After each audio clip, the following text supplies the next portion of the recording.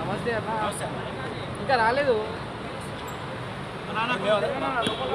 అంటే మాకు ఇన్ఫర్మేషన్ లేదు.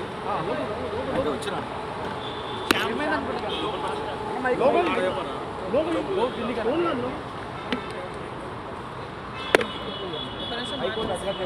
వినోద్ అన్న నాతో పాటు ఆయన రావడం జరిగింది. ఆయన కూడా న్యాయం చేయడానికి మనకు తోడుగా ఉన్నారు. అసలు ఏం జరిగింది అనుకోకుండా జరిగిన పరిణామాలు ఇవన్నీ అనుకోకుండా జరిగిన పరిణామాలు మంచి వాటినటువంటి సందర్భంలో ఇలాంటి సంఘటన జరుగుద్దని అసలు ఎవరు ఎక్స్పెక్ట్ చేయరు. మీ అందరికీ తెలుసు. మన ఇంట్లో కూడా కొన్ని శుభకార్యాలు ఉంటాయి, అనుకోకుండా చిన్న చిన్న ఏదో జరుగుతూ ఉంటాయి. అది మనకు సంబంధం ఉండకుండా కూడా కొన్ని జరుగుతాయి. అవి మన ఆనందంలో కొన్ని అపార్థాలు జరుగుతాయి. అలాంటి దాంట్లో ఇది ఒకటి అని భావిస్తాను. అది బ్యాడ్ లక్ అంతే. అది చూడాలండి. అంటే నేను అంటే ప్రభుత్వం మేము గౌరవిస్తున్నాం. ప్రభుత్వాన్ని గౌరవిస్తూ చట్టాన్ని గౌరవిస్తూ మేము రావడం జరిగింది. వాళ్ళను మనం ఏదైనా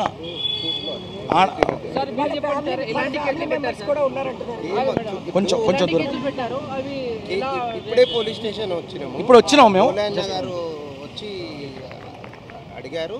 ఇప్పుడు ఏమేమి సెక్షన్ పెట్టారు, ఏమి అఫెన్స్ ఏంది, సెక్షన్స్ ఏం పెట్టిరో చూసిన తర్వాత అప్పుడు బెయిలబుల్లా నాన్ బెయిలబుల్లా చూసిన తర్వాత అది అనుకోని సంఘటన.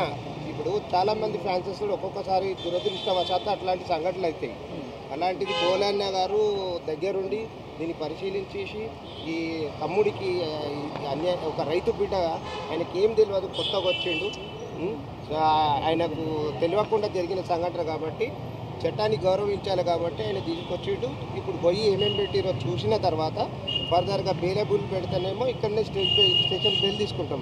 నాన్ బెయిలబుల్ పెడితే దాన్ని చట్టపరంగా ఏం చేయాలో అని చేసుకుంటాం. అది మాకు తెలియదండి. మీరే మొదటిగా వచ్చారు. ఇంతవరకు ఎవరు రాలేదు. ఎవరు రాలేదు. దాని గురించి సారీ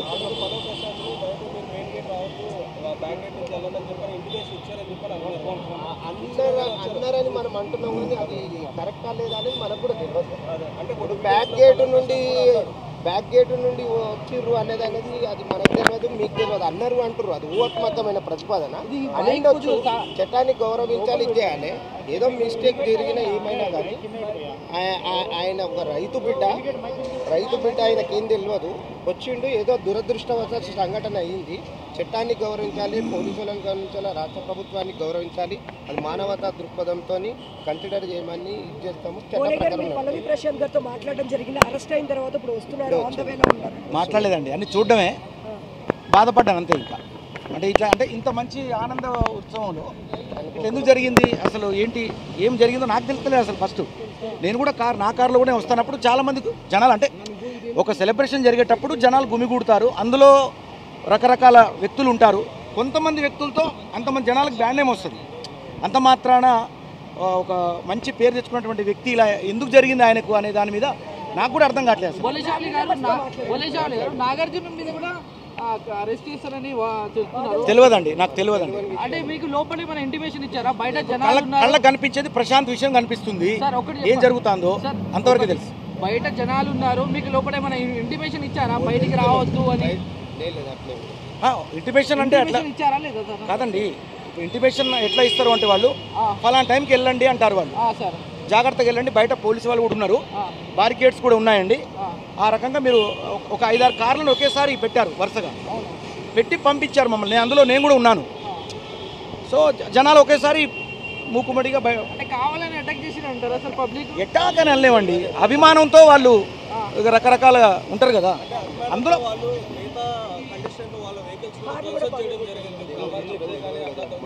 ధ్వంసం అంటే ఒకటండి, ఇప్పుడు 100 మంది మంచాలు ఉన్నప్పుడు 2-3 అందులో ఏదో చేసి ఉండొచ్చు బహుశా, కానీ అంత మాత్రాన అది నాకైతే దాని మీద నాకు అవగాహన లేదండి. అంటే వాళ్ళు కావచ్చు సరే ఒకసారి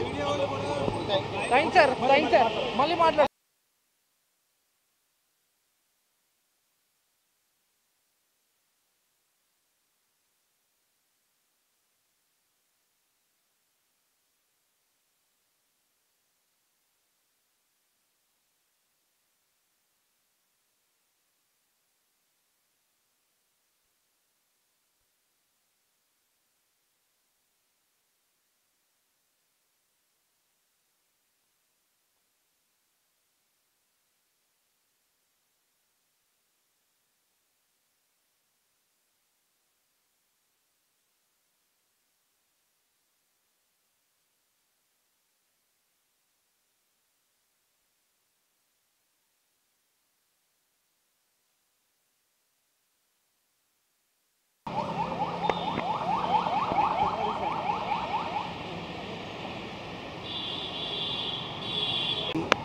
దాని మీద తన కేసులు అయిన విషయం అసలు తనకే అర్థం కాలేదు ఎందుకని.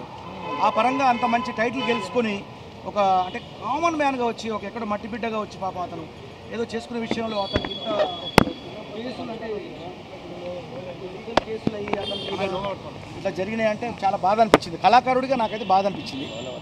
ఒక మానవతా దృక్పథంతో ఇక్కడ రావడం జరిగిందండి అంతే.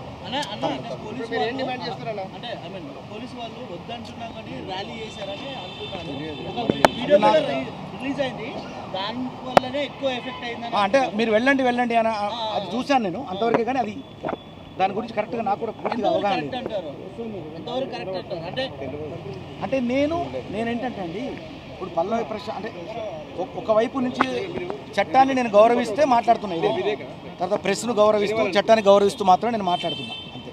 జరిగిన అన్ని సంఘటనలు మీకు తెలుసు, దాని ప్రకారం రావాలి కదా తమ్ముడు. ఇప్పుడు నేను లోపల అతనితో ఎలా మీకు తెలుసు కదా, తను రైతు బిడ్డకు వస్తే నేను పాట బిడ్డకి వెళ్ళాను, తను గెలవాలని నేను కూడా సపోర్ట్ చేశాను, శివాజీ అన్నతో సహా అందరూ సపోర్ట్ చేశాను. అలాగే బయట అతనికి ఇట్లా జరిగినప్పుడు ఎవరో మనకు తోడు ఉండాలి కదా, మన బాధ్యత అది. ఇప్పుడు అది ఒక క్రిమినల్గా కళ్ళ ముందు కావాలని చేసిన కేసు అయితే నేను ఒక క్రిమినల్ కేసు చేయలేదండి. తన అభిమానులు తనపై దాడి చేస్తే తను ఉసిగొల్పింది కూడా కాదు కదా. అంటే నేను తన అభిమానులు దాడి చేస్తే పల్లవి ప్రశాంత్ పై కేసు పెట్టాను, మీరు ఎలా చూస్తారు? అంటే ఏదైనా బాధాకరమేనండి, అన్ని బాధాకరమైన విషయాలే కదా. ఇప్పుడు కారు అద్దాలు బలిగినాయి, అది చాలా బాధాకరం. అది ఆడియన్స్ అంటే అభిమానం ఉండాలండి, అట్లా అద్దాలు పలగొట్టడం అట్లాంటి పద్ధతులు కరెక్ట్ కాదు. అది కొంతమంది చేసిన పని, అది 10 మంది ఉన్న కాడ ఒకరిద్దరు తేడా ఉంటుంది. అది జనానికి అది ఆడియన్స్ సంబంధించిన విషయం. అది చాలా మంది తనకు సంబంధించిన రిలేషన్స్ వాళ్ళని పట్టుకొని వచ్చారు, 16 మందిని. వాళ్ళు అతనికి సంబంధించిన బంధువులా లేక అభిమానులా? ఎవరు ఈ తీసుకొచ్చారు 16 మంది. జస్ట్ నేను ఒక మానవతా దృక్పథంతో తమ్ముడిగా మన ఒక రైతు బిడ్డ, ఒక పల్లె బిడ్డ గెలవక ఒక కామన్ మ్యాన్ ఒక బిగ్ బాస్లో ఒక గెలుపునిచ్చి ఇవాళ ఇంత పెద్ద పేరు సంపాదించి టైటిల్ గెలుచుకున్న వ్యక్తి, ఒక ఇండస్ట్రీలోనే ఒక రికార్డ్ సృష్టించిన ఒక వ్యక్తికి ఒకేసారి ఇలా ఎందుకు జరిగింది అనే దాని మీద స్పందించి నేను స్టేషన్కి వచ్చి చట్టపరంగా వాళ్ళని గౌరవిస్తూ వాళ్ళను మనం ఏదైనా ఉంటే అన్ని తెలుసుకొని పూర్వాపరాలు తెలుసుకొని ఏదైనా న్యాయం జరిగితే ఆ న్యాయానికి రెస్పాన్సిబిలిటీ కాదండి.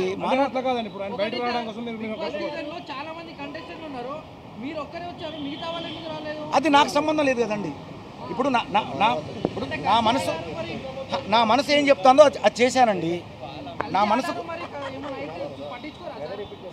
అదే సార్, నేను వచ్చాను కదా. మిగతా వాళ్ళ గురించి నేను ఎలా చెప్తానండి? ఎవరిష్టం వాళ్ళండి. అవునండి, నా బాధ్యతగానే వచ్చాను.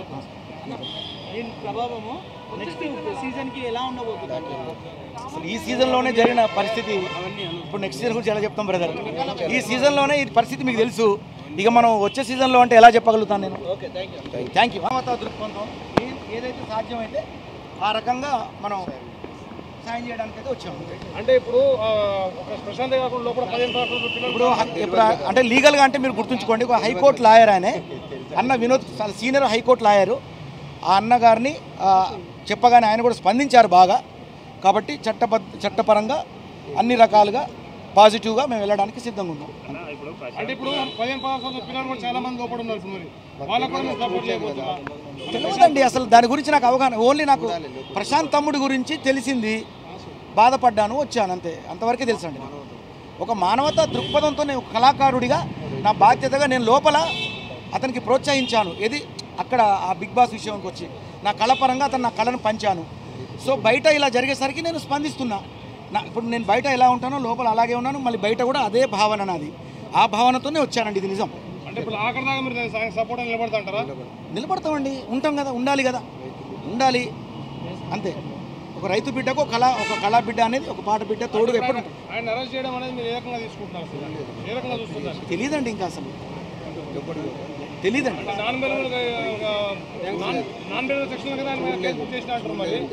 అసలు అది కూడా అంటుంటే విన్నాను తప్ప నాకు తెలియదండి. థ్యాంక్ యూ, థ్యాంక్స్ మీ అందరికి.